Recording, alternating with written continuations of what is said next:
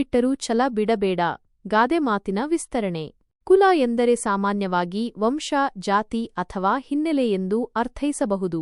ಛಲ ಎಂದರೆ ಛಲಬಿಡದ ಪ್ರಯತ್ನ, ದೃಢ ಸಂಕಲ್ಪ, ಛಲಬಿಡದ ಹೋರಾಟ, ಸಾಧಿಸುವ ಛಲ ಅಥವಾ ಯಾವುದನ್ನಾದರೂ ಸಾಧಿಸಬೇಕು ಎಂಬ ಹಠ. ಈ ಗಾದೆ ಮಾತಿನ ಅಕ್ಷರಶಃ ಅರ್ಥ ಒಬ್ಬ ವ್ಯಕ್ತಿಯು ತನ್ನ ವಂಶ ಅಥವಾ ಜಾತಿಯನ್ನು ತ್ಯಜಿಸಬೇಕಾದರೂ ತನ್ನ ದೃಢ ಸಂಕಲ್ಪವನ್ನು ಎಂದಿಗೂ ಕೈಬಿಡಬಾರದು ಎಂಬುದಾಗಿದೆ. ಇದರ ಆಳವಾದ ಅರ್ಥವೇನೆಂದರೆ ಮನುಷ್ಯನ ಜೀವನದಲ್ಲಿ ಅವನ ಹಿನ್ನೆಲೆ, ಕುಟುಂಬ ಅಥವಾ ಸಾಮಾಜಿಕ ಸ್ಥಿತಿಗತಿಗಳು ಏನೇ ಇರಲಿ ಅವು ಅವನ ಗುರಿಗಳನ್ನು ಸಾಧಿಸುವ ಹಾದಿಯಲ್ಲಿ ಅಡ್ಡಿಯಾಗಬಾರದು. ಕೆಲವೊಮ್ಮೆ ವ್ಯಕ್ತಿಗಳು ತಮ್ಮ ಮೂಲದ ಕಾರಣದಿಂದ ಅಥವಾ ಪ್ರತಿಕೂಲ ಪರಿಸ್ಥಿತಿಗಳಿಂದಾಗಿ ತಮ್ಮ ಕನಸುಗಳನ್ನು ನನಸು ಮಾಡಿಕೊಳ್ಳಲು ಹಿಂಜರಿಯುತ್ತಾರೆ. ಆದರೆ ಈ ಗಾದೆ ಮಾತು ಅಂತಹ ಸಮಯದಲ್ಲಿ ಸ್ಫೂರ್ತಿ ನೀಡುತ್ತದೆ.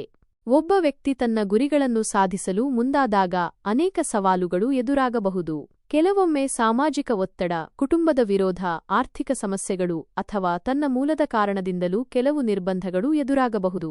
ಇಂತಹ ಸಂದರ್ಭಗಳಲ್ಲಿ ಒಬ್ಬ ವ್ಯಕ್ತಿಯು ತನ್ನ ಕುಲ ಅಂದರೆ ತನ್ನ ಪರಿಸ್ಥಿತಿ, ತನ್ನ ಸ್ಥಾನಮಾನ ಅಥವಾ ತನ್ನ ಮೇಲಿರುವ ನಿರ್ಬಂಧಗಳನ್ನು ಮೀರಿ ನಿಲ್ಲಬೇಕಾಗಬಹುದು.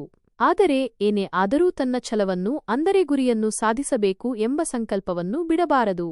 ಈ ಗಾದೆ ಮಾತು ದೃಢ ನಿರ್ಧಾರ, ಕಠಿಣ ಪರಿಶ್ರಮ ಮತ್ತು ಎಂದಿಗೂ ಕೈಬಿಡದ ಹೋರಾಟದ ಮಹತ್ವವನ್ನು ಒತ್ತಿ ಹೇಳುತ್ತದೆ.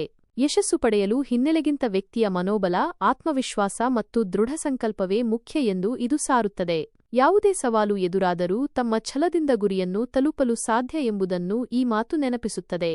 ಸಂಕ್ಷಿಪ್ತವಾಗಿ ಹೇಳುವುದಾದರೆ, ಕುಲ ಬಿಟ್ಟರೂ ಛಲ ಬಿಡಬೇಡ ಎಂದರೆ ನಿಮ್ಮ ಪರಿಸ್ಥಿತಿ ಅಥವಾ ಹಿನ್ನೆಲೆ ಏನೇ ಇರಲಿ ನಿಮ್ಮ ಗುರಿಗಳನ್ನು ಸಾಧಿಸುವ ಛಲವನ್ನು ಎಂದಿಗೂ ಕೈಬಿಡಬೇಡಿ, ಏಕೆಂದರೆ ದೃಢ ಸಂಕಲ್ಪದಿಂದ ಯಾವುದೇ ಅಸಾಧ್ಯವಾದುದನ್ನು ಸಾಧಿಸಬಹುದು ಎಂಬ ಬಲವಾದ ಸಂದೇಶವನ್ನು ಇದು ನೀಡುತ್ತದೆ.